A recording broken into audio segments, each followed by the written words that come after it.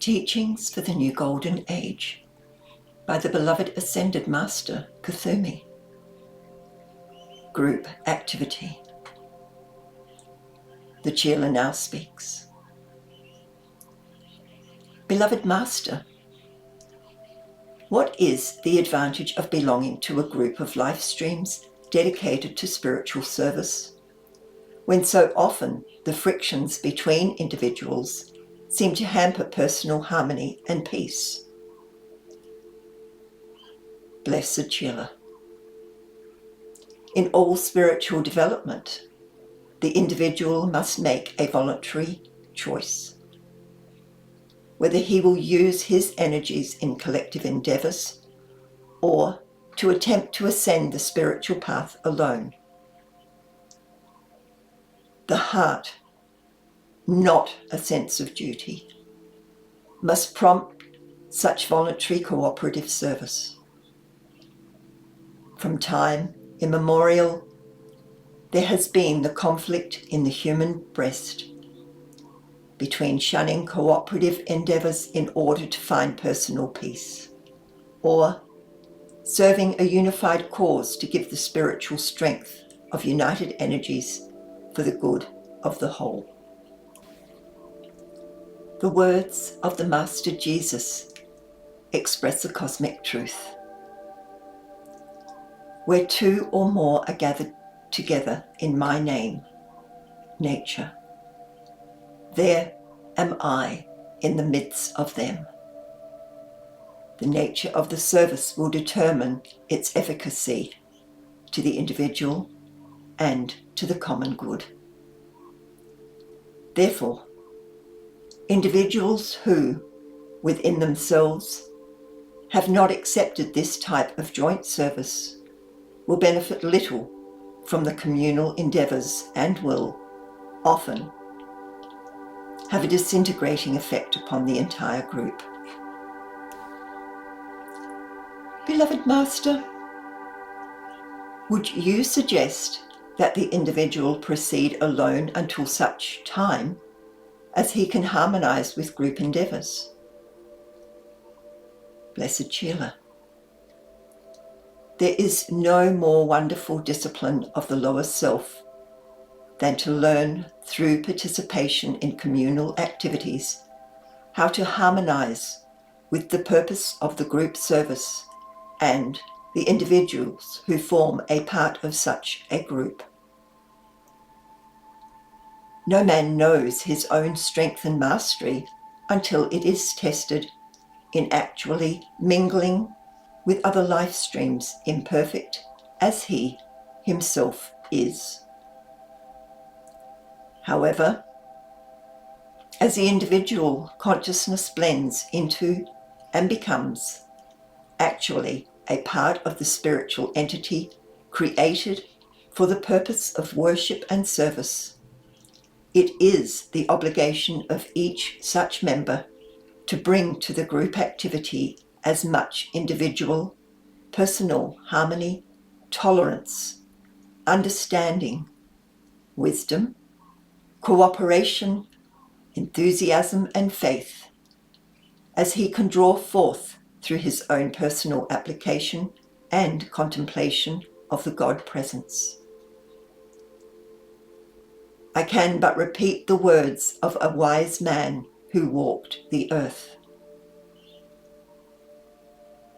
The habit and tonsure, that is, the shaven crown or patch worn by monks and various clerics, help but little, but the changing of life and the mortifying of passions makes a person perfectly and truly religious, Christ-like. Beloved Master, is it true that individuals often harmonise with one particular type of worship and group of associates and find great personal aggravations and grievances with another? Blessed Chela, certainly. The rage which a man belongs the habits of religious worship through the centuries, built into the etheric body, the race into which he is born, the background of his present earthly life, all of these are determining factors in the spiritual rapport among individuals. Beloved Master,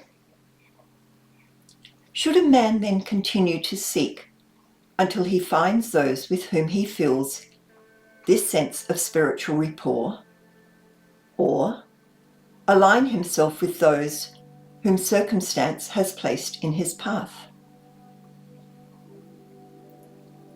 Blessed Sheila, it depends upon the sincerity, development, and nature of the individual man. The course of the determined Sheila is to bring himself into rapport with those with whom he is given opportunity to serve. The willful individual, seeking always the greener grass on the other side of the fence, must pursue his search until he finds that the peace, tranquility, and capacity to work with others, forgetting self, do not come from the actions and reactions of others, but are dependent upon his own reaction to internal and external aggravations. Beloved Master, individuals who find the presence of God and live in harmony without belonging to any communal group often seem more at peace than the congregations of spiritually intended people. Blessed Sheila, this is true. One reason is that group endeavours draw more concentrated power and render a greater service to the impersonal life that requires redemption, purification, and salvation. The individual who offers to become part of such a magnetizing and radiating center voluntarily offers to take, as part of his karma, the reaction caused by moving the invisible forces that hinder man's progress. Each individual is a magnet, drawing pure, primal life into the qualifying center of his own consciousness. Each individual is also a radiating center, emanating the qualified life so drawn. In unity, there is strength. When a group of individuals determines to draw more healing power, more protective radiation, more purifying currents into the atmosphere of Earth, the result of their cooperative endeavours is, of necessity, a greater benediction flowing from their blended energies than could possibly be drawn by one individual. Furthermore, the spiritual hierarchy can more easily and with less expenditure of their cosmic essence nourish a group of individuals gathered together in God's name than they can when they must seek out each individual worshipper and tunnel a channel for that benediction into the lower atmosphere. This conservation of the energy of the Masters is greatly appreciated by us. Beloved Master, when an individual is not in harmony with a leader or speaker, what course should he pursue? Blessed Sheila, he should pursue the course of the generous, compassionate, tolerant follower of Christ. the leader or speaker has offered, no matter how great his personal limitations may be, to create a focus of God-aspiring individuals through which two purposes are served. First, the individual student is stimulated by the enthusiasm, the inspiration, the strength, and the collective consciousness of those who are of like intent. The student is also the recipient of all the spiritual energies magnetized and drawn through the songs, invocations, decrees, and visualizations. Second, the Godhead and the Masters, the angelic host, and the Devas are provided with a conductor through which their energies may be transmitted into the mental and feeling worlds of mankind, who are not yet seeking the place of the Most High. Thus, such a leader renders a great service to God and to his fellow man, while attempting at the same time to work out his individual karma.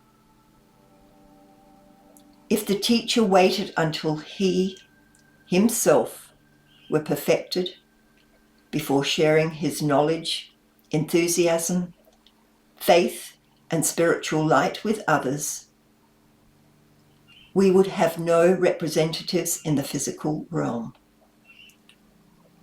As soon as the teacher perfects himself, he ascends into a realm to which he has earned access. Consider the teacher as a fellow student upon the path. Bless him, pray for him, love him for his courage to take on, meet the expression of, the karma of other individuals through such service, and raise the teacher by your love. Do not destroy him by your condemnation, silent or spoken. This is a mortal sin. Beloved Master, if an individual desires to serve God, it would seem that he could best do that by disciplining himself and, in the company of other like-minded men and women, attempt to perfect himself, at the same time participating in communal endeavors on behalf of the race. Blessed Sheila, truly spoken.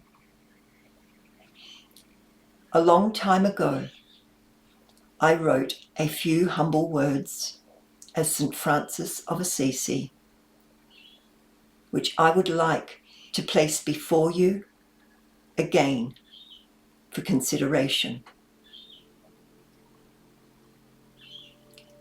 Lord, make me a channel of thy peace, that where there is hatred, I may bring love, that where there is wrong, I may bring the spirit of forgiveness,